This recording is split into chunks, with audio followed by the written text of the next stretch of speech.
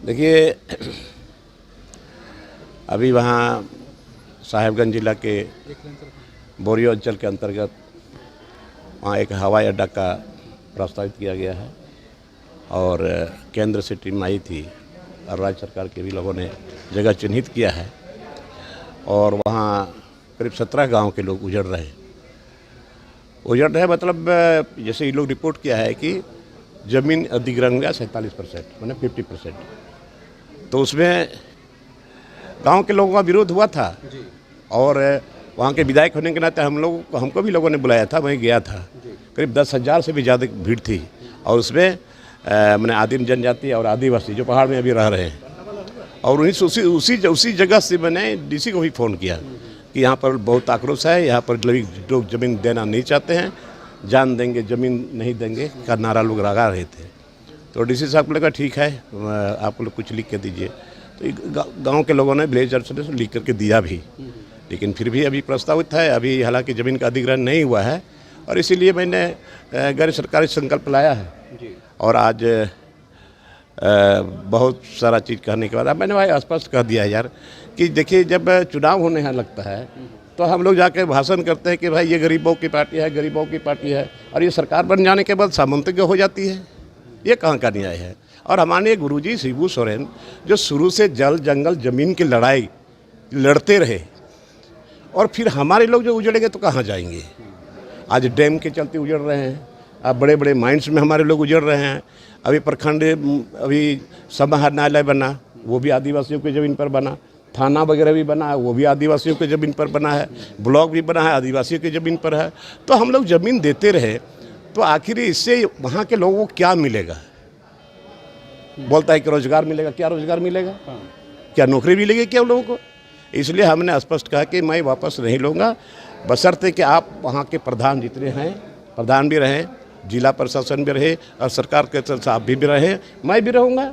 अगर वो लोग सहमत होंगे तो कोई दिक्कत नहीं है, बट सहमत नहीं होंगे लेकिन फिर भी बैठेंगे तो बोले कि ठीक है हम लोग बैठेंगे। यही आश्वासन मिला है। ऐसा नहीं लगा अगर इस तरह से हर बात का विरोध होगा तो लोग आपको बोलेंगे आप विकास विरोधी? देखिए लोग तो बोल ही रहे हैं विकास विरोधी। क्यों विकास विरोधी भाई? हम देखिए, हमारे माननीय गुरुजी शिबू सोरेन का हम चेला है और आज तक उसी के मार्ग पर हम चल रहे हैं। आज हाँ, यहाँ पर खतियान का भी हमने शुरू से बोलते रहा, सदन के अंदर भी सदन के बाहर भी, वो भी देख रहे हैं अब क्या उसका हुआ। उसके अलावे उसके क्या हुआ? तो अभी कुछ क्या बढ़ा? सरकार अपने हिस्से का काम किया है ना? क्या काम किया है? उलझाने वाली बात है। अभी कहाँ आज क्यों इतने स्टूडेंट मैंने उमड़ के पड़े सड़क पर? वो भी कुछ नहीं हुआ। दूसरी बात है कि हमने शुरू से कहा कि भाई संथाल परगने में हमारे साहेबगंज जिला से इतना अवैध खनन जो हो रहा है, आज आप देख रहे हैं मामला कहाँ ईडी तक चला गया। मैंने ये सवाल उठाया था लेकिन फिर भी अभी चल भी रहा है। तो आज एसपीटी एक्ट का सवाल हमने उठाया, सीएनटी एक्ट का सवाल उठाया। ये एक्ट रहने के बाद भी यहाँ, और हम ये झारखंड मुक्ति मोर्चा जल जंगल जमीन की लड़ाई वाला पार्टी, और हमारे आंख के सामने सीएनटी एक्ट एसपीटी एक्ट रहते हुए यहाँ पर जमीन लुटा जा रहा है।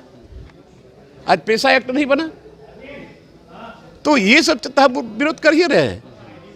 और जो जमीन है, और लोग बोलते हैं कि ये सरकार के विरोध में बोलता है। क्यों सरकार के विरोध में बोले? इसीलिए कभी कभी मन करता है कि हम चुप रहें, फिर भी दिल है तो मानता नहीं। और अभी भी हमको लगता है पता नहीं इतना एक्ट रहने के बाद भी यहाँ पर आदिवासी लोग बचेंगे या नहीं बचेंगे। आज जमीन एक्ट रहने के बाद भी कौन देखने वाला है? कौन देख रहा है? क्यों नहीं देख रहा है? एक्ट का विवालिशन हो रहा है। यहाँ भुएरी ज़मीन पर हॉस्पिटल बन रहा है, बहुत सारा चीज़ बन रहा है भुएरी ज़मीन पर, पाहन ज़मीन पर, इसके बाद आपका सरना ज़मीन पर, मसना ज़मीन पर, हड़गढ़ी ज़मीन पर, जो उसको टच नहीं कर सकता, कोई उसको छू नहीं सकता है। तो ये सरकार की आंख के सामने, प्रशासन के आंख के सामने हो रहा है, तो इसका भी हम विरोध नहीं करेंगे क्या? उसी के लिए हमको विधायक लोगों ने बनाया है। और फिर बोलोगे कि तो इसीलिए कभी कभी हम बोलते हैं कि मैंने लोग बोलता है कि नहीं विरोध करता है। अरे विरोध कहाँ कर रहे हैं रे भाई, करना है सरकार को करना है, और आपका चुनाव एजेंडा में भी है। तो अच्छा, एक आखिरी सवाल, 29 तारीख को सरकार के 3 साल पूरे हो रहे हैं, आपको लग रहा है कामकाज हुआ है आदिवासियों मूलवासियों के हित में? हमारे नज़र में तो नहीं।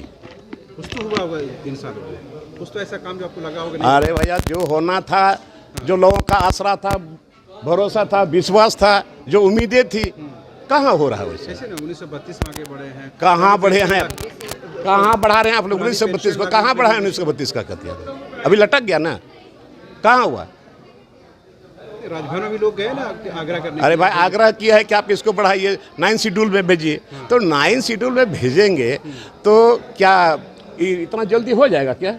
और 9 शेड्यूल में भेजने का मतलब है, मतलब इस पर कोर्ट हस्तक्षेप नहीं करेगा, ऐसा तो नहीं है। 9 शेड्यूल में भेजेंगे तो ये कोर्ट तो हस्तक्षेप करने का तो करेंगे ही। तो 9वीं अनुसूची भेजने का विरोध ही है, आप नहीं जाना चाहिए, सरकार अपने क्यों जाना चाहिए? यही सारा चीज़ कर देते हैं, हो जाता, कैबिनेट सारा चीज़ हो जाता, और बाद में जो होता देखा जाता। तो फिर तो ये लटकाने वाली बात है। तो हम यही कहेंगे, अभी मैंने बड़ा उम्मीद, जो लोगों का उम्मीद था, भरोसा था, तो कहाँ कुछ रहा है। इसलिए अब हमको लगता है कि बोधा का मालिक सीताराम।